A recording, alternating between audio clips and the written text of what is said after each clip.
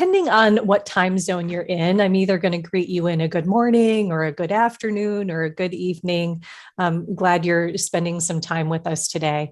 My name is Holly Medill, and I'm the director of the National Shred Institute at Michigan State University, or NCI. And NCI has 3 webinar series planned for this year.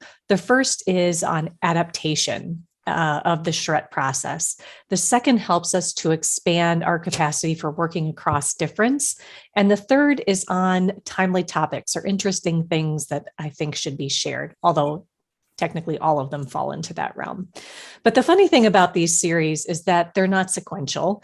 In February and March, we held the first 2 of the adaptation series. And for the months of April and May, we're exploring how to move toward inclusive charrettes. So welcome to the second webinar of the Toward Inclusive Charrettes series. And we'll talk to practitioners who can help us build lasting relationships and trust with community partners and collaborators.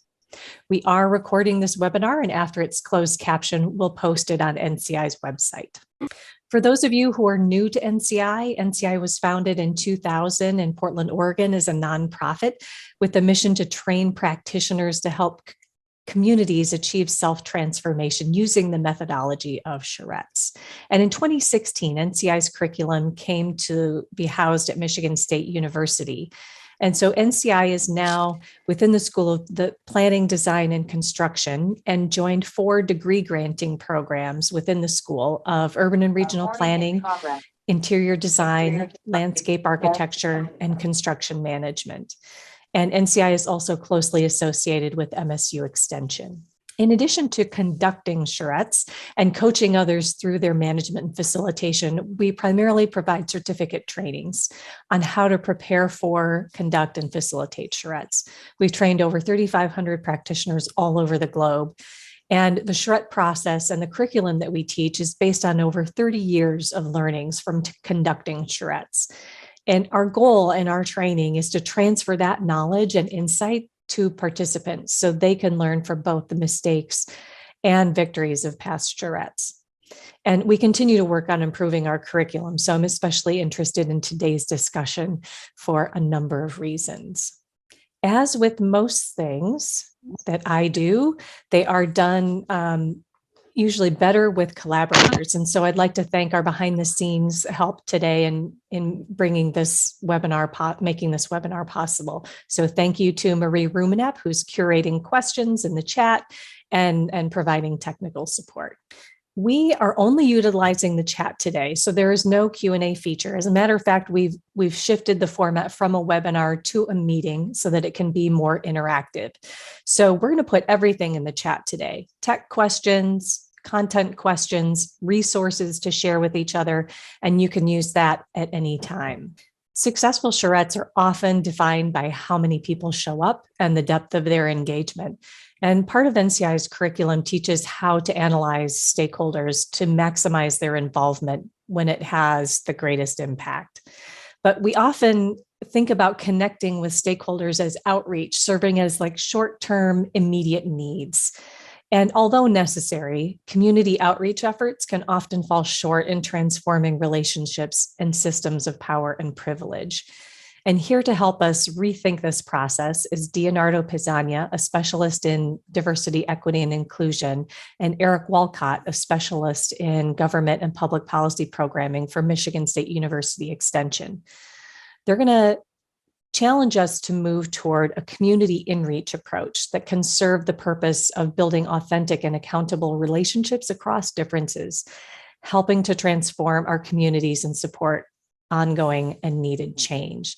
Thank you, Dionardo and Eric, for sharing your time and your wisdom experiences with us today. And I'm going to stop sharing and pass it over to Eric.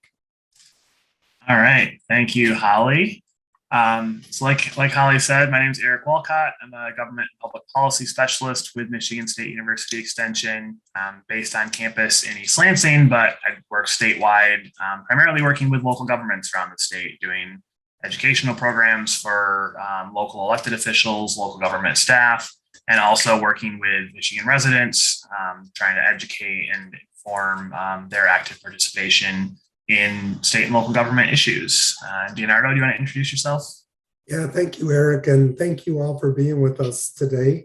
My name is Dionard. I'm a diversity, equity, and inclusion specialist with Michigan State University Extension.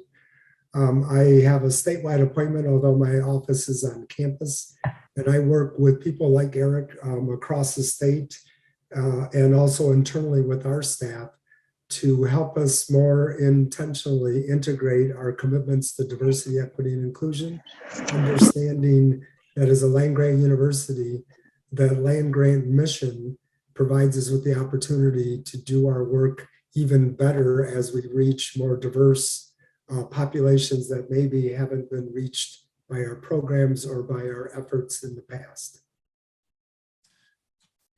All right. So like Holly said, we're going to be talking today about kind of moving from that community outreach to a community inreach model and how we build those stronger and more authentic relationships in our community, and also spend a little bit of time talking about, different times when the outreach model may be appropriate and when we maybe want to lean towards that inreach model.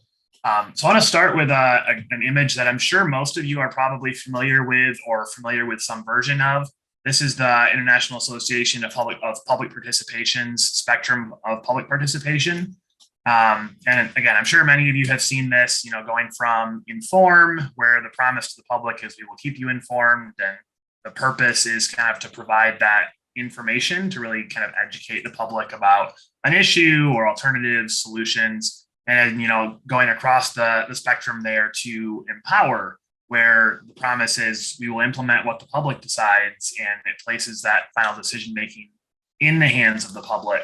And I know as you think about planning public participation processes, you often will look at, okay, where on a spectrum like this is this effort going to fall?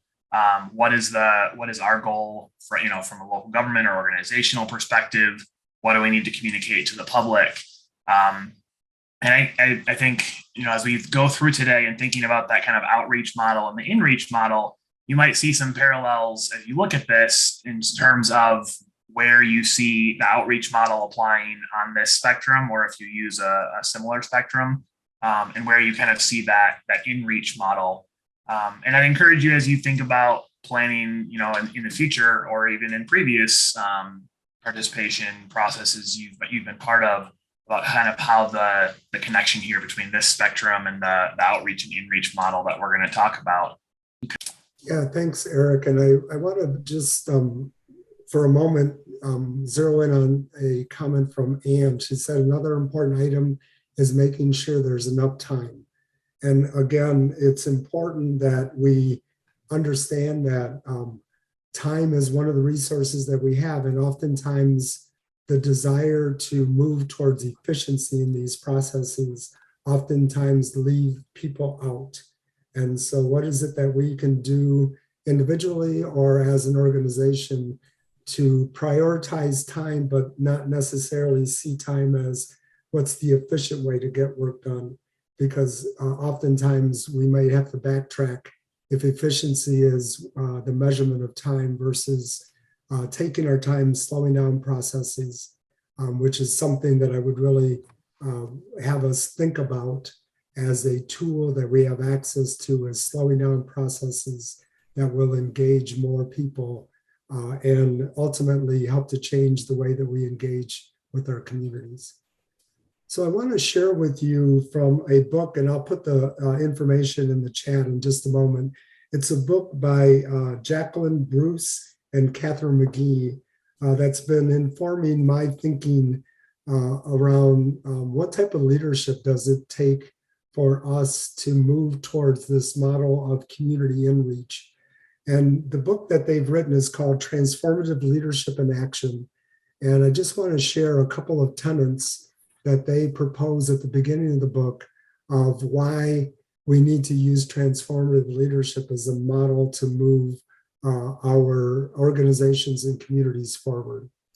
So the first premise is that whenever participants in an organization or community feel disrespected, excluded, or marginalized, are worried about how they will be treated or what failure might mean for their social or cultural group, they will be unable to work to their full potential, to be fully participative, and hence their individual achievement will be limited. They asked us to consider that the second premise is what we need to be working towards and how it will enhance and support our engagement in communities and also the democratic process. And the second premise is that when people are both encouraged and enabled to participate fully in deliberative processes or other community processes, and our actions of our institutions or organization, capacity and civic participation are developed, and our very democratic society is strengthened. So I just really appreciate them making the connection between, we want to make our processes both engaging and also in a way that we can say we welcome people into a democratic process where they see themselves having agency and having an impact at the local level in their communities or at the organizational level, wherever they may find themselves either employed or being a part of. So just want to share that. Again, I'll share in just a moment the chat, the reference to this particular resource. And what I want to just ask us to consider is that these are things that are operating whether we're aware of them or not. And oftentimes the model that many of our organizations are operating under, and again, may not be aware or very much aware, is the dominator model. And that is at the core of that model is power over people or power over communities. And the visual that's here helps to indicate that we may have diverse people that are at the table, but it's operating with one person who has much of the power and much of the authority. And we could have this square table with a lot of diversity of individuals at that table. But unless we think about how we share power and how we move to a partnership model, which is on the right side here, where there's more of a circular table, where we have the same type of diversity that we might have had under the dominator model, then we also have to have the opportunity to change the way that we operate. And that is that we begin to think about power being infinite. And there's ways that I can share power that's going to make either my community more powerful, or it's going to share power in a way that says, I acknowledge that you have the knowledge and the agency to do what's best for your segment of the community. And I'm going to invite the sharing of that and the leadership that would take. So again, just being very much aware that you yourself might be wanting to be an agent of change, and systemically, we might be still operating in this power over perspective when we're in relationships with people in particular who are different from us. This could be racially, it could be based on gender, it could be based on sexual orientation. But the default is this power over model, where again, we have diversity at the table, but there's a clear indication of who has the power and who's going to do things to maintain that power. And what we're asking you to consider is a partnership model, where we're distributing power to those that are partnering with us. We're actually understanding that if they're willing to partner with us, they're sharing their power. And that may be social capital, that may be direct power that they have within their communities in order for us to work together for the betterment of our communities. This work that we're talking about, if you were at our last session, we shared this framework of 4 levels. So there's work that needs to be captured and work that needs to be done at all 4 levels. So I may, as a person that's supporting these processes, have to do work at the personal level around my values, beliefs, and my feelings. It may also be the interpersonal level of how I show up in these communities, my actions, my behaviors, and my language. At the institutional level, which I want to just encourage all of us to think at these 2 levels, the personal level of who we are individually, but also our roles and our spheres of influence in our institutions. And then the last level, the cultural level, and I'm learning more and more and reflecting more and more. The cultural level is about how we define what's true, what's right, what's normal. And all of those definitions develop a narrative.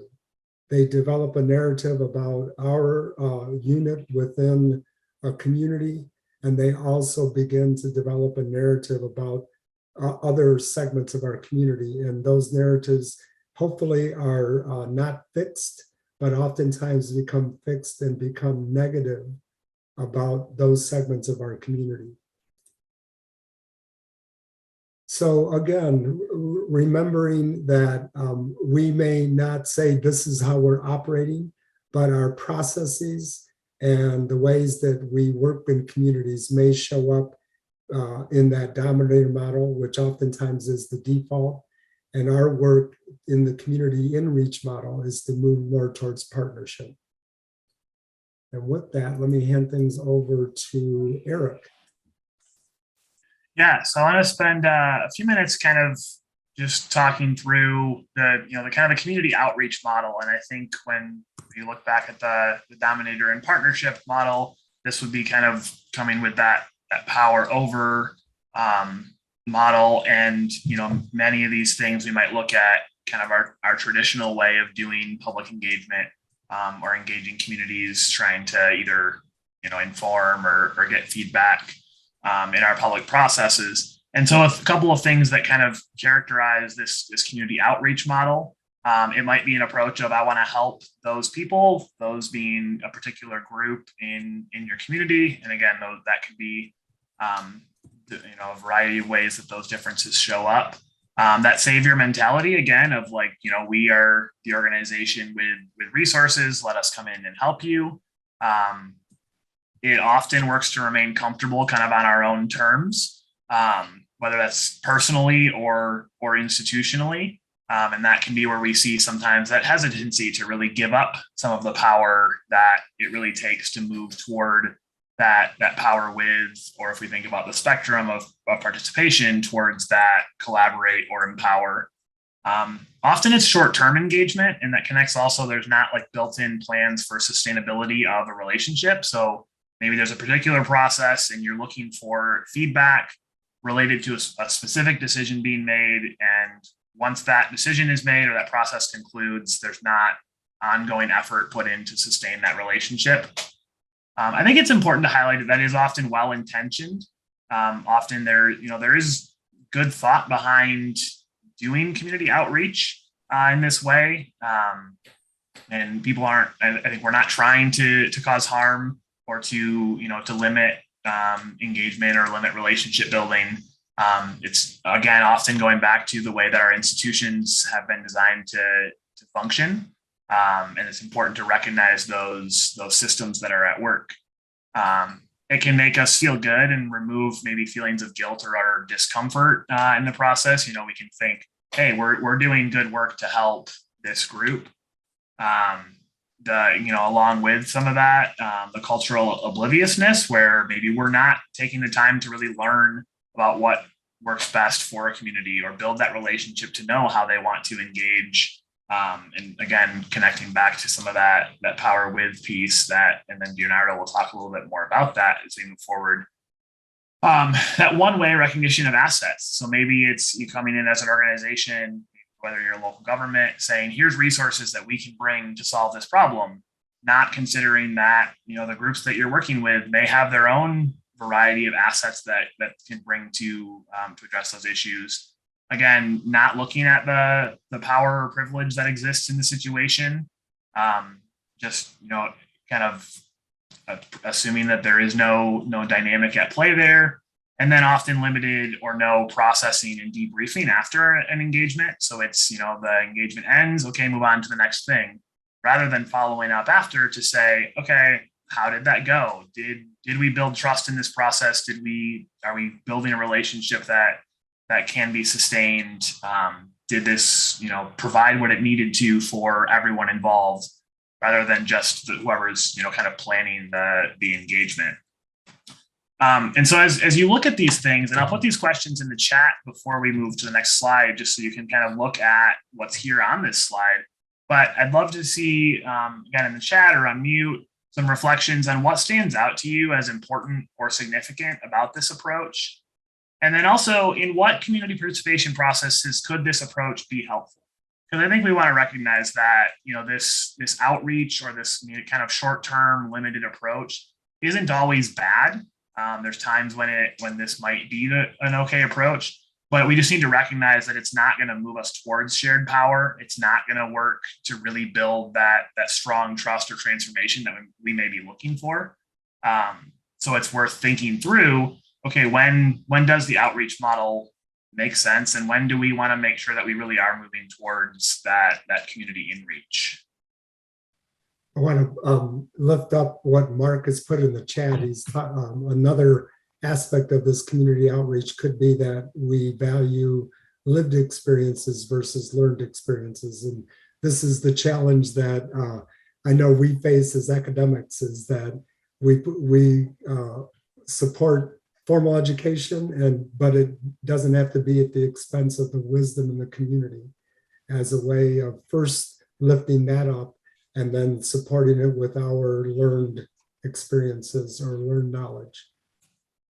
Yeah, thank you, Mark, and thank you for Dionardo for lifting that up. And if you were on our last webinar last month, we talked about content experts being kind of those consultants or people you may bring in to share information, and then context experts being people that live in your communities and know the communities, know the issues because they live them every day, and how we value those in processes.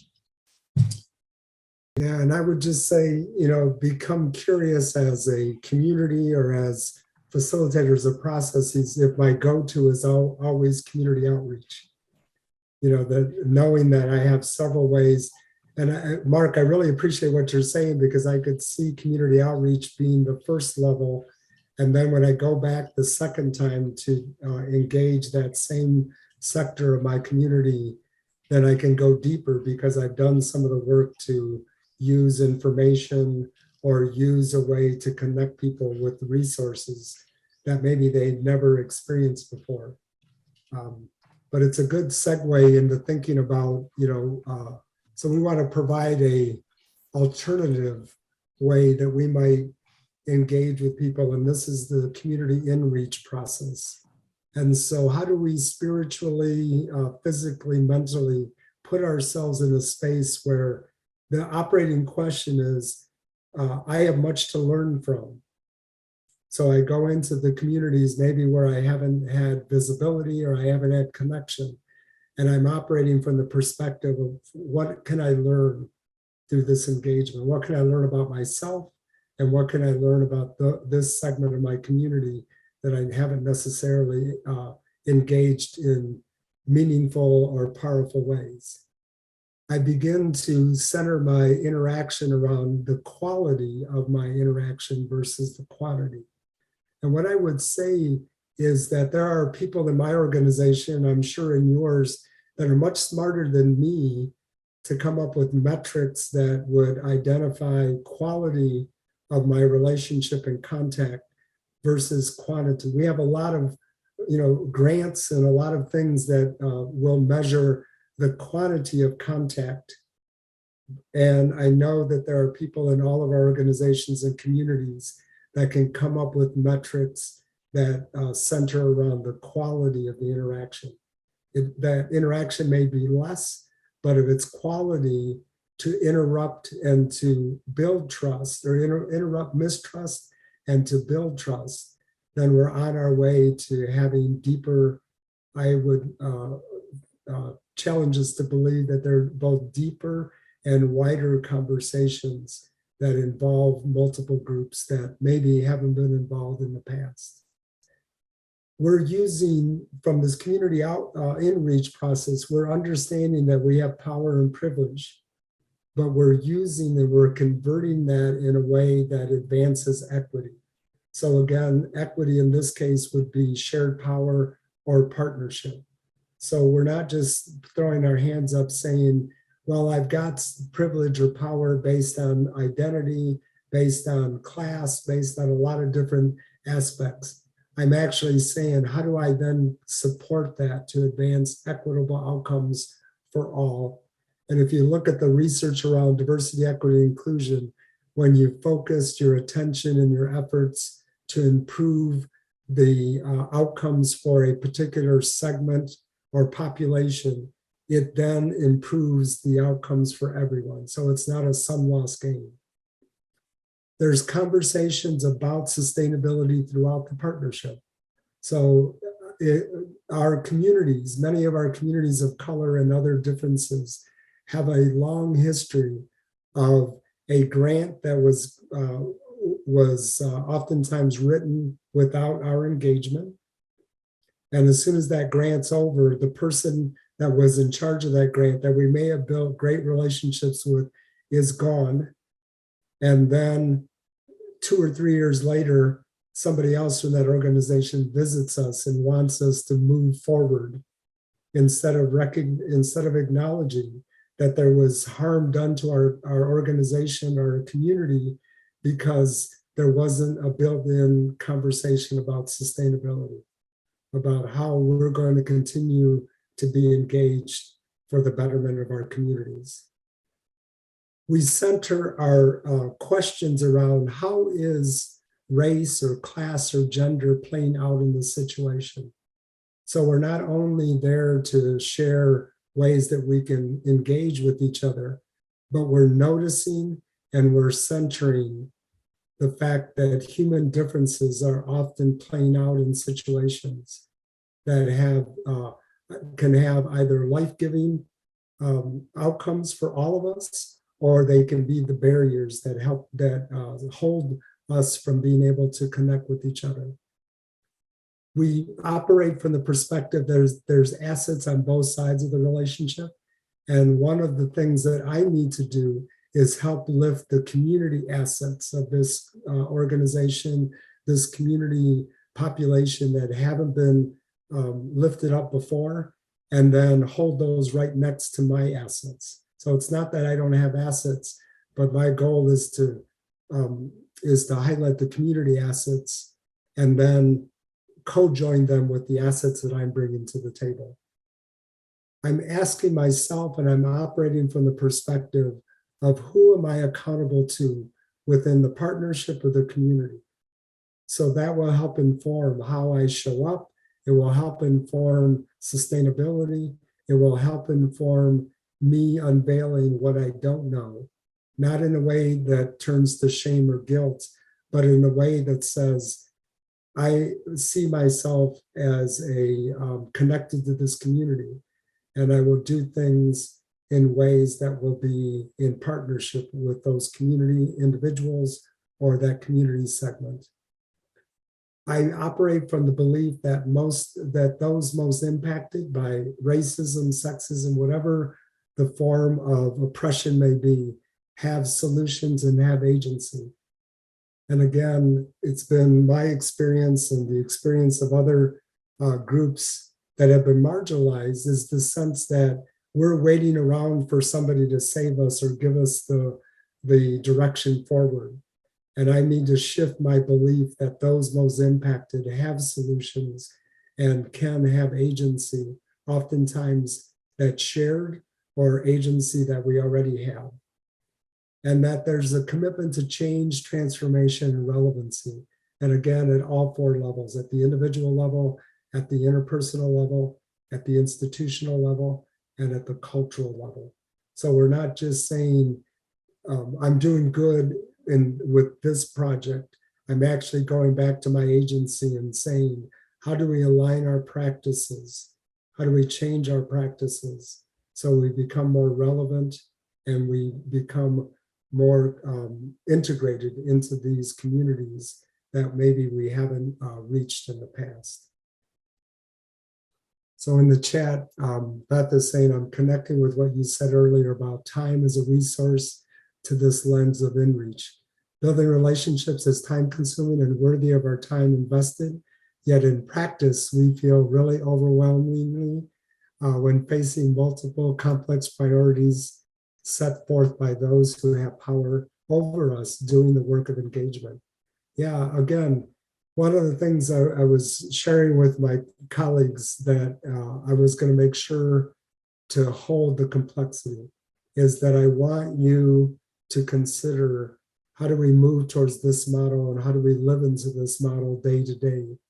And then I also want to hold ourselves compassionately, knowing that many of the metrics that we're using within our organizations are about quantity and not quality. And again, that's what I would ask you after this webinar, if you choose to connect with your colleagues and say, who within our organization can help us to build some quality metrics. Because it's been my experience that if we don't enter into that conversation and we think about time as a resource that we can use not towards efficiency, again, that's oftentimes the default, but to say, what does it take for me time after time to show up? Because with that showing up, even if I don't have an agenda, I can live into being seen as a resource in that community because I'm showing up, I'm engaged, I'm not trying to take over processes, I'm listening, but I'm also speaking up when it's important for me to say, here's something that you might want to think about because we have access to it in our community they may not know. So again, how do we build both the metrics that measure the quantity of our work, but how do we center some of our work around the metrics that are about the quality of our relationships and the quality of connecting with segments of our community that have felt or have historically and currently been marginalized. So I'm going to move us forward because we're running out of time here, but again, appreciate your thoughts and your reflections and your feedback. And what we want to move to is talking about and naming what it looks like when we maintain this power over dynamic and what it might look like where we can find agency and we can find infinite power if we move to power with, to, and within. So in power over, we center that power is finite and we use fear to protect or hoard power. We leverage fear to divide, destabilize, and devalue decency. Decency is seen as a weakness. And as I think about, many of the community process, you all probably are experiencing them firsthand oftentimes, is that we bring people together and we don't even set up a situation where we're going to value decency, the way that we're going to interact with each other, even though the issues in our communities may be very complex. We give people experiencing fear and uncertainty a sense of false safety through nostalgia and ideology over facts. Being right is most important than getting it right. Blaming and shaming of others for one's discomfort, especially those who are different. And again, blaming and shaming are huge tools to keep people in their place and to maintain power at the front of the table versus distributing it among all those that may be a part of these processes. And we incite hate and violence with persistent dehumanizing language and policies. So these are some of the characteristics that are oftentimes a part of processes, either that were named or unnamed, but maintain power over. And Eric? Yeah, and as we shift to power with, power to, or power within, our power becomes infinite and expands when shared with others because we're bringing all of our collective power together. We're leveraging connection and empathy to unite and stabilize. So decency as a function of self-respect and respect for others. We use transparency to address feelings of fear and uncertainty and recreate learning communities based on critical thinking and from multiple perspectives and realities. And I think there too, it's that really entering those spaces with that learning, looking for those learning opportunities, seeking to understand. we normalize discomfort, and we recognize that there is going to be discomfort in dialogue and in the work that we're doing, and that that's okay, and that creates a learning opportunity. Collectively, we're in service of others versus being served by others, and we really want to center connection, humanity, and empathy in our agendas and our policies and values and how we engage in those processes. So I want to just add that when I think about empathy, it's something that I really would want us to move towards empathetic connection, so that I can see that when I work with Eric, that the things that Eric wants me to hear and wants me to help to highlight is because we see our lives connected. We see the outcomes of that connection being something that will benefit all of us. So I want to move us not just towards empathy, but I really would want us to consider what Dr. Martin Luther King shared with us many years ago about empathetic connection, or the sense of a beloved community, ways that we support each other, and we see the outcomes being connected to the relationships we want to have in community settings. So here's a few things that we want to leave you with as what we can do if we're wanting to move towards a community in-reach model. Yeah, so we start with a recognition that we can do better, and a commitment to doing better, regardless of how we think we've been doing. That recognizing we can always grow in that. Incorporating the time to build relationships and trust with diverse communities and diverse people, without that predetermined agenda. Someone earlier mentioned the kind of the time pressure that often gets built into these processes in the short time frame, and thinking through how do we get out of those systems and structures to where we actually do have the time to build those relationships, and that's the kind of primary outcome, is the relationship building, less so than some of the maybe numbers types outcomes or outputs that often our systems encourage from us. And then lastly, we can support risk taking and being open to repair relationships if possible. We recognize that in this work, sometimes relationships can be harmed, and we need to be open to repair and doing things differently than we've done in the past to learn how to repair those relationships and build them going forward. I'll just add that I've been trying to incorporate into our language more about being open to repair relationships if possible. And I think sometimes when you're in the dominant group, just by apologizing, we then want to move forward. And oftentimes that apology is what's needed in the moment, but then can I situate myself to be open to the relationship being repaired? And it might take more than just an apology. So I'm not just saying the apology, then we can move forward. I'm centering myself around what else might need to happen for us to repair the relationship. So I'm moving away from power over to power with, to, and within. And that's at the individual level, but it's also organization to community. How am I considering that there's other ways that we can operate? And I would just share that when you are able to actualize shared power, please celebrate it and highlight it, because there's not a lot of models out there that are helping us to understand what shared power looks like. And we need to, at the community level, within our organizations, be willing to acknowledge we might not have it all figured out, but we had a breakthrough, and name it as shared power if that's what you and those you're working with come to that understanding. We center ourselves around lifelong individual and organizational commitment to learning and unlearning. Often part of the work that we need to do is to deconstruct our learning about people who are different from us, or communities that we see as being negative versus seeing that their reality might be different in the same community that we find ourselves in. So can we center ourselves around a lifelong process and a commitment to learning and unlearning that which causes barriers or disconnection. And then we create a culture of empathetic concern, collective responsibility, accountability, and action.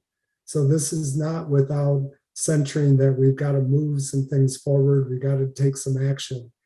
But there's steps along the way that lead to collective action and accountability that, if left out, can just repeat processes that disempower individuals or that center efficiency over accountability and empathetic concern and collective responsibility.